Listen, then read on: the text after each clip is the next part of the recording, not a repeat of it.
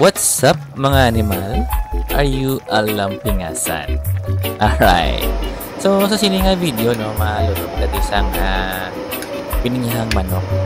Na inspire ako ni sa kilala ko sa part sang Manila no. Sa North or South Luzon I think ang yang lugar.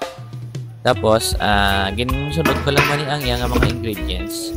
So nagbakal ako sa merkado sang manok nga 1 kilo more or less na siya. Sugasan ko lang sa may ano diyan, sa grito. Tapos prepare ko din isang ahos daton. Mga ano niya, 6 kabilog. Tapos naghiwa ako din isang sibuyas natin na isa kabilog na medium size. Tapos ang gingamit ko din ng patatas, isa lang mo ni kabilog.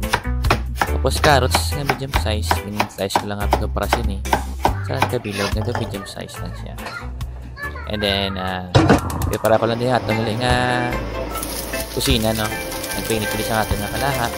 Paginitan mantika. Tapos, isa ko na lang din ang ato nga sibuyas. Kagang aahos ka. Nagdo, matiyag na ito. Nagdo aromatic ka. Masimot na ang ato nga mga tukod balay sa kahumuton. Butang na ato ng ato nga manok. So, gipatong-butong. Buko lang yung ato nga manok. Hindi ko makabalo magpatuloy ko. So, hindi na lang pag-ilogon kay para sa mga expert para sa akin. Okay, so okay ito gawa nga ito na manok. Nagbutang ko di gamay nga tubig. Ang katas ang ato di nga pineapple. Ang yabla nga unod sang pineapple. Di may pineapple juice na dyan. So, nagbutang ko. And then, nagbutang ko di gamay nga fish sauce. Kung sa Tagalog pa, patis. So, okay na nga ako nga manok, no? Kung matsyagla ito nga pwede na siya butangan sang gatas. Yan. Pwede na butangan. Ang gatas na yung gamit ko, evaporada, no? Igagmay, Igagmay nga evaporada.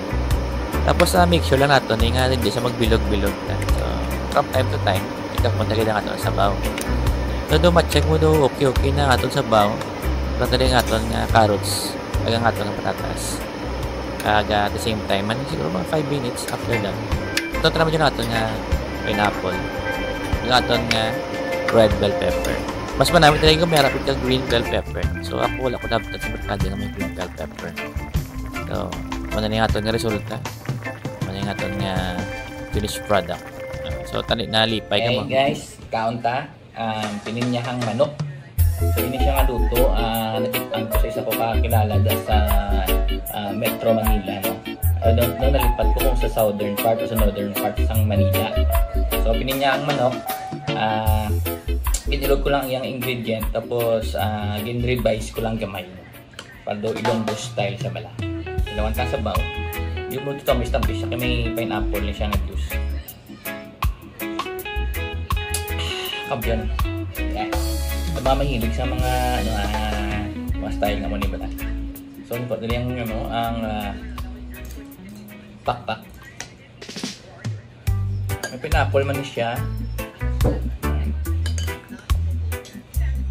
Carrots.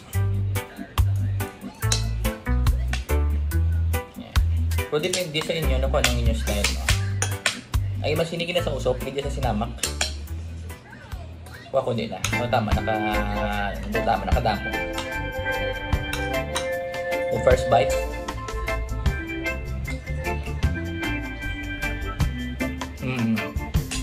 Manamit ang pinyahang manok ala sards, di ba? Bala! Yun yung yan, mas style ka pa.